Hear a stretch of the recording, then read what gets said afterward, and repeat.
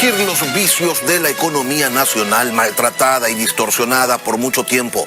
Reconstruirla sólidamente. Son algunos de los objetivos que tiene el proyecto de ley que presentará esta tarde el presidente Guillermo Lasso y sobre la que se refirió en una locución nocturna el día de ayer. Allí el jefe de Estado se refirió a algunas líneas generales sobre las que vamos a profundizar con el ministro de la Economía, responsable y con seguridad autor de muchas o de todas estas propuestas. Simón Cueva, buenos días y bienvenido a Contacto Directo. Lenin, muy buenos días a la audiencia, gracias a la invitación. La tan anunciada reforma tributaria está lista, irá dentro de esta mega ley y rompe con una promesa de campaña, la de no subir ni crear impuestos. Es el acuerdo con el Fondo Monetario Internacional en el que el Ecuador se compromete a recaudar 700 millones de dólares adicionales, lo que los empuja a seguir por este no muy popular camino. Veámoslo al revés, Lenin. Esta es una ley que busca crear oportunidades para todos y que está orientada en especial a ese 7 de cada 10 ecuatorianos que no tienen un empleo adecuado. Y para darles una oportunidad, para lograr cambiar, transformar este país de fondo, necesitamos tomar decisiones que enfrenten los problemas de fondo. No son solo temas tributarios, son también temas laborales, son temas de inversiones, son temas de atracción, son temas de cambiar muchos de los temas y simplificar muchos de los temas del país. Pero efectivamente en el área fiscal tenemos que enfrentar una situación que no es sostenible. El déficit fiscal el año pasado fue de 7.000 millones de dólares, 7 puntos del PIB. Este año se va a reducir a nivel del gobierno central a un poco más de 4.000 millones de dólares. Pero si queremos ser un país creíble al mundo y ante el Ecuador, queremos ser un país que cree realmente opciones de crecimiento de emprendimientos, de inversiones y de empleo, necesitamos tener finanzas públicas sostenibles. Y las finanzas públicas sostenibles tienen que hacerse de forma equitativa, justa y solidaria. Y eso pasa por varios aspectos, por crecer más y reactivar la economía, como ya lo estamos haciendo y se está viendo con una muy exitosa campaña de vacunación. Tenemos que combatir la evasión y la elusión fiscal, como ya lo estamos haciendo. El SRI ha hecho varios temas, ha creado una unidad de grandes contribuyentes, tiene intercambio de información internacional, ya va cobrando en lo que va del año más de 500 millones de dólares de deudas pendientes. Y también tenemos que pedir en esta circunstancia apoyo solo a aquellos que más tienen, solo aquellos que han sido más favorecidos en relativo, y aquellos que más tenemos que contribuir en estos momentos. Esos objetivos, y estamos también ministro, esos objetivos que usted acaba de mencionar, ¿valen la pena romper con lo dicho en campaña entonces? Porque en campaña se dijo, no vamos a crear nuevos impuestos, no vamos a subir ningún impuesto. No se está rompiendo con el hecho de campaña, se está simplificando el esquema tributario, se está reduciendo muchos impuestos. Fíjese cómo se reduce el IVA para las mujeres, los productos de higiene femenina, para los pañales y los padres, para el ICE de telefonía, de planes de telefonía celular que usa la gran mayoría de ecuatorianos. Pero sí necesitamos pedir un esfuerzo, porque ha habido costos muy grandes por la vacunación y por todos los esfuerzos excepcionales a los ecuatorianos que más tenemos, y que estamos obligados a tener solidaridad como una inversión para el futuro de este país, para que nuestros hijos, para que nuestro país tenga un futuro sostenible, para que rompamos, como usted decía, décadas de mal manejo económico, décadas de irresponsabilidad fiscal, ministro, de no haber ahorrado en tiempos en que había recursos. Y con esta reforma anunciada, ¿se llega a ese valor, a los 700 millones de dólares? ¿Se lo supera? ¿Cuál es la expectativa de recaudación?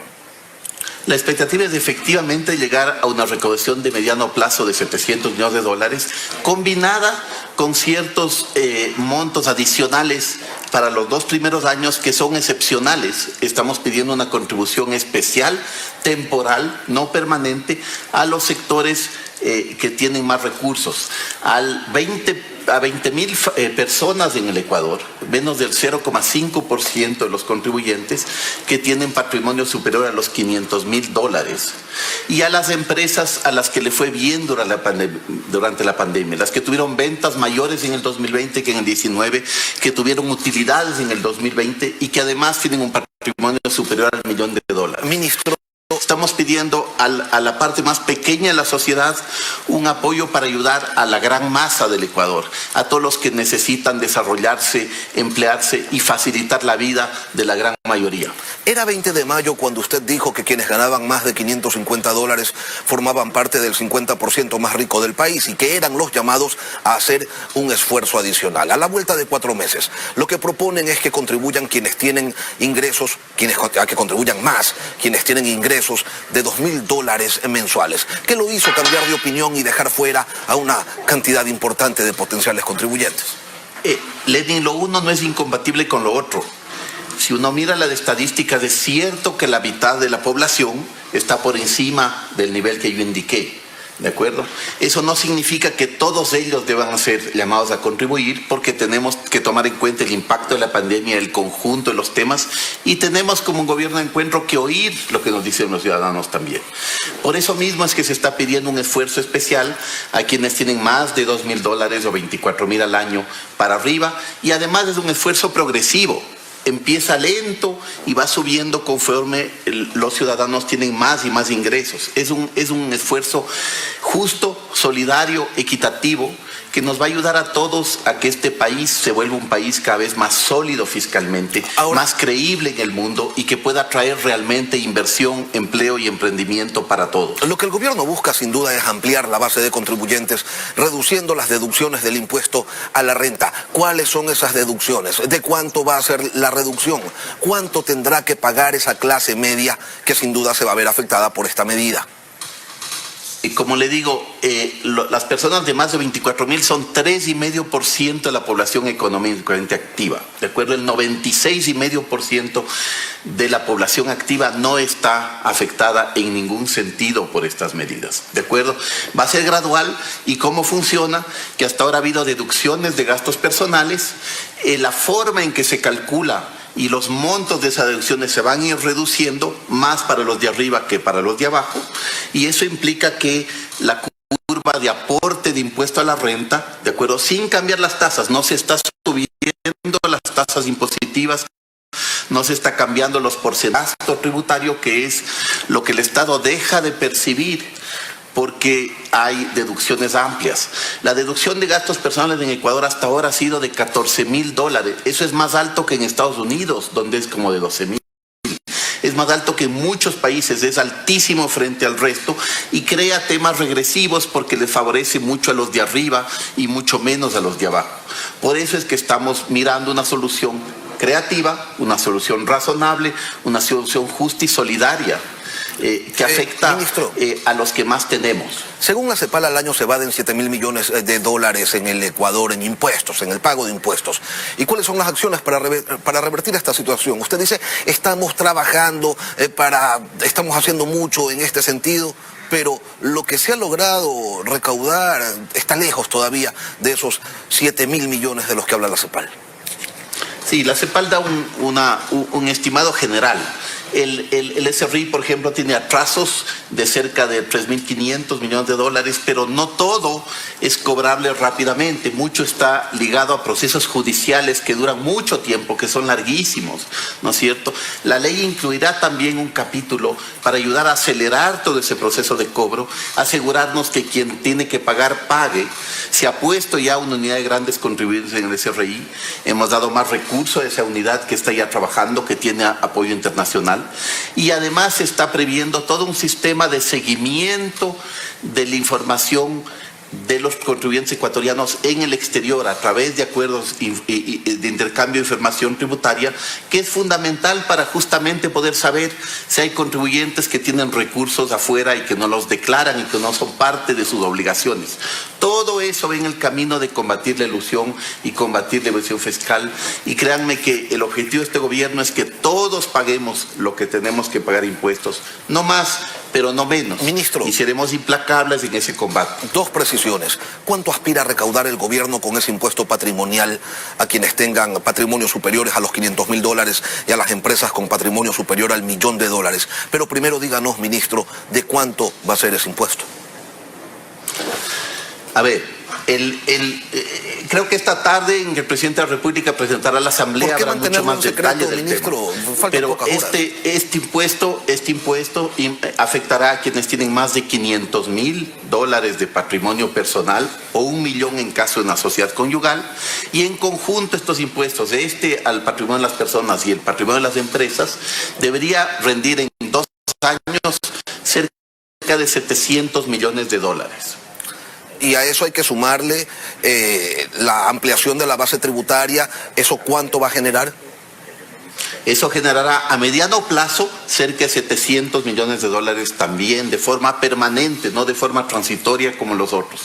Toma tiempo y le explico por qué. Cuando uno modifica algún parámetro, en este caso deducciones o tramos del impuesto a la renta de las personas, el impacto aplica a partir del siguiente año, del 2022, claro, y la por lo renta tanto se sería recauda la en su gran mayoría en el 2023, efectivamente. Ahora, ministro, ¿no es contradictorio crear impuestos al patrimonio y decir, por otro lado, que se está incentivando la inversión? Al revés. No se está topando los impuestos a las empresas, que son las que producen empleos, salvo quizás para eliminar e igualar algunas deducciones. Pero a nivel de las empresas que ya tienen en Ecuador impuestos, si uno suma además los costos laborales más altos que la mayoría de países de la región, eso no se está topando, porque ese es el segmento y ese es el apoyo para ir creando nuevos empleos, nuevas oportunidades, nuevos emprendimientos. Al revés, no se está topando nada de eso. Son los ciudadanos personales que tienen más recursos en el Ecuador, que son menos de 20,000 los afectados por la medida de impuesto al patrimonio de las personas, los que van a contribuir de manera excepcional en un momento en que hay que pagar todo lo que se ha gastado por la pandemia. Fíjese que el gobierno ha gastado cerca de $900 millones este año en gastos excepcionales ligados al COVID, a la vacunación, a la recuperación de escuelas para el retorno a clases, a transferencias sociales excepcionales para los sectores más vulnerables. Entonces estamos pidiendo a la fracción más rica de la clase ecuatoriana a través de los impuestos excepcionales, o a las empresas que les ha ido bien durante la pandemia, a la clase media, de ayudar que pague en esa contribución parcial. No es cierto, la clase media no es esa gente. El 3,5% de los ecuatorianos $2,500, ministro, es clase media, pues, o sea, no podemos de acuerdo, decir informes del Banco Mundial está mucho más abajo. Me disculpa, pero otra vez, fíjese en otro tema, Lenin. El impuesto a la renta en el Ecuador es personal. Lo paga la persona sobre sus ingresos. Si tenemos una familia en que un miembro de la familia gana $1,800 y otro miembro gana 1,800, no se ve afectado en nada por estas decisiones. De acuerdo, es a nivel personal, no es a nivel familiar que se dictará el impuesto. Ahora, ministro, se está planteando también, y usted ya lo señalaba, la eliminación del IVA a ciertos insumos, del ICE a los vehículos eléctricos, a la telefonía celular, entre otros, del impuesto a la herencia. También, además, habrá beneficios tributarios a quienes apoyen el deporte, la cultura, la educación, y también se está planteando pues la transformación del impuesto del 2% en un régimen simplificado. ¿Cuál es el impacto de estas medidas en la caja fiscal? Porque debería haber una reducción de ingresos. Todo esto está previsto dentro del paquete, de tal manera que apoyemos a la gran mayoría de ecuatorianos, ¿no es cierto? Estamos apoyando a todas las mujeres que hasta ahora han tenido que pagar más de IVA con productos de higiene femenina que son indispensables para su día a día, a los padres de familia con pañales, a la gran mayoría de la población que usa planes celulares, ¿no es cierto?, a una inmensa mayoría de microempresarios, para cambiar el régimen a un régimen más simplificado, un régimen más simple, un régimen que además permita generar mayor emprendimiento, facilitar los nuevos emprendimientos y darles un proceso de 3 años con varios beneficios tributarios antes de que lleguen a integrarse al régimen normal de tributación.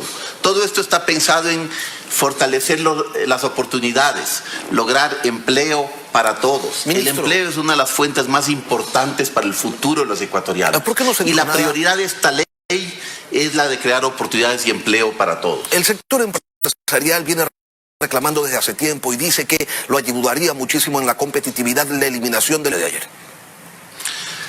El presidente de la República tiene previsto y ha prometido que eliminaremos el impuesto a la salida de visas durante el periodo de gobierno. Y así lo haremos y así lo cumpliremos. Se ha empezado ya este año con la eliminación del ISD para el sector aeronáutico, para crear cielos abiertos y atraer más turistas y más visitantes al Ecuador, para apoyar el sector turismo, que ha sido un sector particularmente golpeado por la pandemia. Y esto seguirá. Conforme creemos más oportunidades, creemos más crecimiento, creemos más expansión, tendremos gradualmente el espacio para ir reduciendo el impuesto a la salida de visas. Y una que cosa se más, ministro. reducirá y que se cumplirá. Y una última cosa, ministro, el gasto público. ¿Qué es lo que se viene en la proforma 2022? ¿En cuánto se lo va a reducir o se mantiene la obesidad del Estado? Para nada, Lenin, y tiene toda la razón. El Estado tiene que hacer un esfuerzo muy grande y el esfuerzo de estabilidad tributaria para llegar a cero de déficit fiscal a nivel del gobierno central a fines del periodo de gobierno como está previsto, tenemos que hacer un esfuerzo grande de revisión de la corrupción, del despilfarro, del tamaño, de la eficiencia del gasto público. Se está trabajando en muchos de esos temas. La Proforma 2022 ya va a tener mensajes muy claros en ese sentido. A lo largo de estos 4 años, 3/4 partes de los esfuerzos de equilibrio fiscal van a venir por reducción del gasto público. Solo 1/4 parte corresponde a la parte de mayores ingresos ¿Cuánto, tributarios. ministro?